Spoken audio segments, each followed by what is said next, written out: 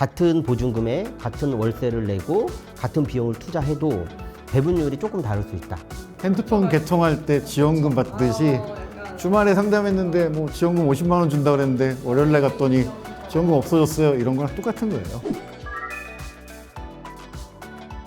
신규 창업일지 인수 창업일지 고르는 것도 중요하겠지만 사실 좋은 브랜드를 만나는 것도 되게 중요할 것 같거든요. 그래서 그런 선택 기준 같은 게 있을까? 아니면 뭐 요즘에 오시는 손님들이 선호하는 순위? 큰 틀에서는 다 비슷해요. 그렇기 때문에 내가 맞는 위치에 뭐가 어울리는지를 보셔야 돼요. 그 브랜드의 중요도보다 내가 그렇죠. 선택한 상권에 매칭되는 브랜드가 있기 때문에 그렇죠. 그렇게 그걸 같이 봐야 된다. 그렇죠. 그게 더 중요한 것 같아요. 그런 고객도 있어요. 나는 어느 브랜드 아니면 절대 안 해. 그리고 본인이 입지를 정해서 오세요. 그럼 제가 한마디 드리죠. 거기는 그 브랜드 절대 못 들어갑니다. 왜냐? 편의점은 이제 각 브랜드 본사가 자율규제 협약을 맺고 있기 때문에 일정 거리에서는 출점을 못 해요. 그리고 동일 브랜드하고는 기존 점에서는 250m 이격거리가 떨어져 있어야 되고 그 자리에 출점하려면 기존 매장의 점주한테 이제 동의서를 받아야 되는데 자기 점포 주위에 경쟁점이 들어온다는 걸 반기는 점주분들은 잘 안 계시거든요. 그래서 받기가 되게 어려워요. 그러니까 업계 1, 2 브랜드가 이제 가장 선호도가 높은데 그게 뭔가요? 그게 이제 뭐 C땡땡, 뭐 G땡땡 이런데 결국은 사업을 한다는 건 이제 돈을 벌시려고 하시는 거고 많이 주는 브랜드 그걸 선택하시면 된다. 물론 브랜드가 좀 뭐 딸린다 뭐 이런 것은 있을 수 있지만 브랜드가 처지는 브랜드를 운영하시면서도 돈 잘 버시는 점주님도 많이 계시거든요.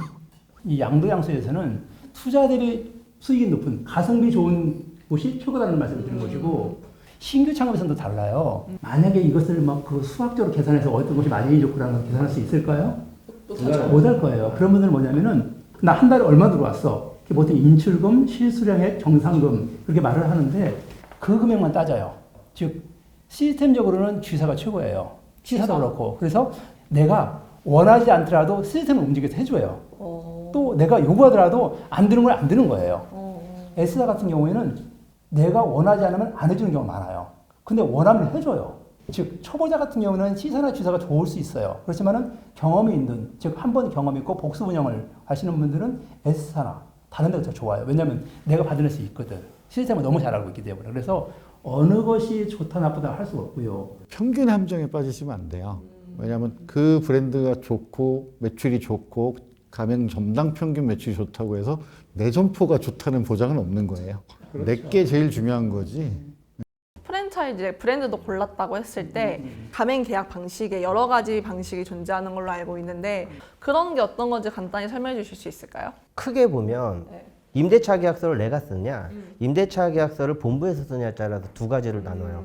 그러니까 본부 임차형이냐, 그다음에 점주 임차형이냐에 따라서 수익성이라든지 이런 게 많이 좀 달라져요. 본사랑 처음 가맹 계약을 맺을 때 그거를 제가 선택을 할 수 있는 건가요?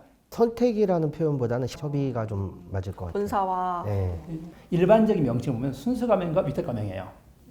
이게 점주임차, 본부임차. 가게를 내가 구했다면 순수 가맹이에요. 조건이 있어요. 나 지원 어떻게 줄 것이야.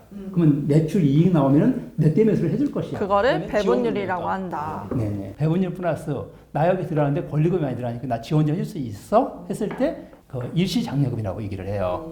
일반적인 프랜차이즈보다 굉장히 이제 좀 힘든 점이 일반 프랜차이즈는 본사 간의 협상이라는 게 크게 없거든요. 편의점은 입지도 찾아야 되고 또 본사 가맹 계약에서 어떤 발휘할 수 있는 역량에 따라 그 수익이 이제 시작부터 많이 차이 나기 때문에 가맹 계약도 굉장히 중요해요. 다른 프랜차이즈보다는. 생각보다 굉장히 고려할 점도 엄청 많고 그럼 어떤 방식이 가장 많을까요? 보통 이제 그 순수 가맹이 기본 65%부터 시작을 해요. 그래서 이제 24시간 영업을 할 거에 따라서 약 5% 정도의 가산점을 주고요. 그다음에 또 영업 활성화 장려금이라서 약 2% 정도 줄 수 있고. 그런데 이것은 다 드러나는 거예요. 그런데 내가 여기서 그걸 뛰어넘는 배분율을 받을 수 있는지 그건 별개 문제라는 것이에요.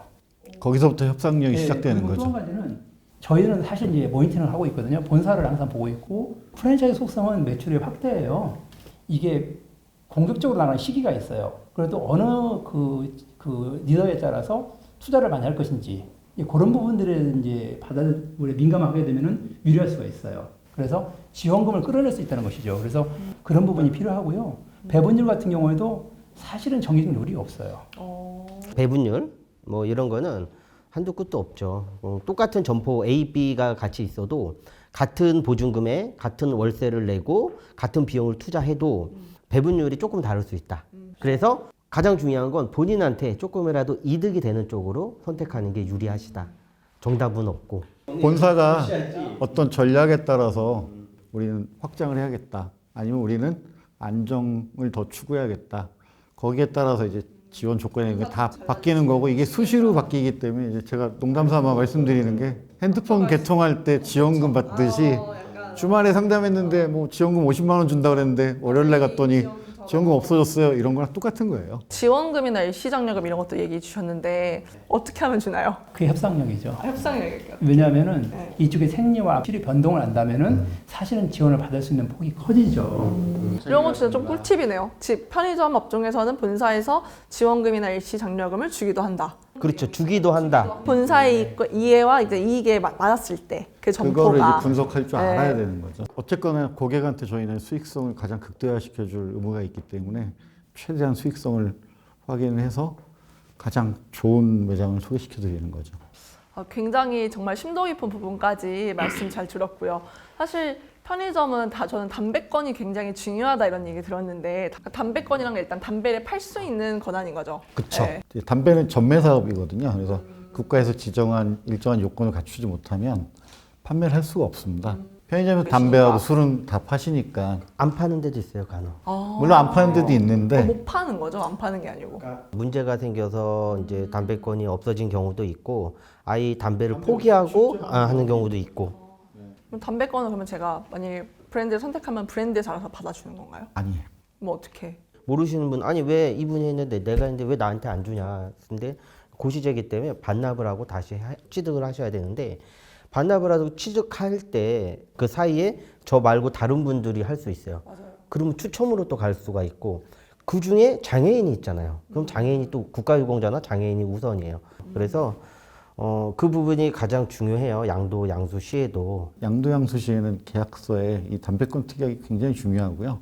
담배권 특약을 인정 못하겠다는 매도인 같은 경우는 저희가 계약 상황에서 계약을 틀어버린 경우도 종종 있죠. 그래서 제가 7, 8년 전부터 말씀드린 게 뭐냐면은 신규 창업을 하던 양도양수는 무조건 법인으로 가야 돼요. 그러면 담배를 취득할 필요 없고 또 한 가지 더 좋은 것은 본사 가맹 기간이 있잖아요. 그 자녀 승계 그런 것들을 따질 필요가 없어요. 그대로 존속이 됩니다. 그래서 지금은 5년 이내에 걸리면은 무조건 법인으로 전환하십시오. 그래야만이 내 소중한 재산권을 보호할 수 있습니다. 법인으로 설립하게 되면 대표자만 바꾸면 돼요.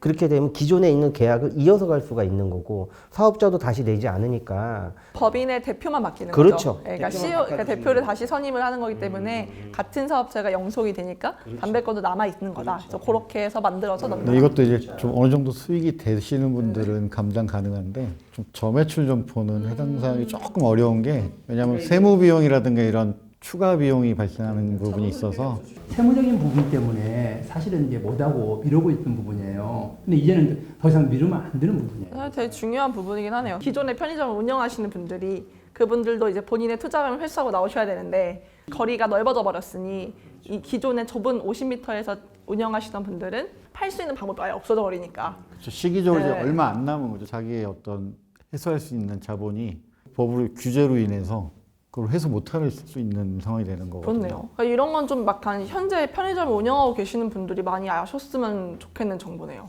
가게를 매매하고 싶어 하시는 편의점 점주님들이 계신데 담배권이 안 넘어가니까 못 넘기고 저희는 담배 못 넘겨 하고 아무튼 먼저 이제 그 이렇게 하시는 자리는 분들이 이분이 계시는 편의점을 거죠. 포기하시면 거기서 권리금 포기하고 그냥 폐업하고 나오셔야 되는 거죠. 네. 그게 지금 문제라는 거죠.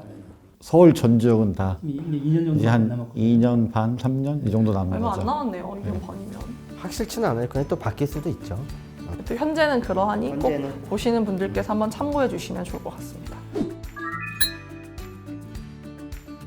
좀 더 실질적인 얘기를 해볼까 해요. 대략적으로 필요한 비용부터 한번 여쭤볼 수 있을까요? 순수익 기준으로 사장님이 가져가시는 돈을 얼마 정도로 보면 되는 거예요? 차릴 때 뭐 이런 점은 좀 주의해야 된다 이런 게 있을까요? 편의점 업종만의 그런 기준. 없으면 넘어가겠습니다. 있죠. 있는데 아니 순서를 좀 드리려고.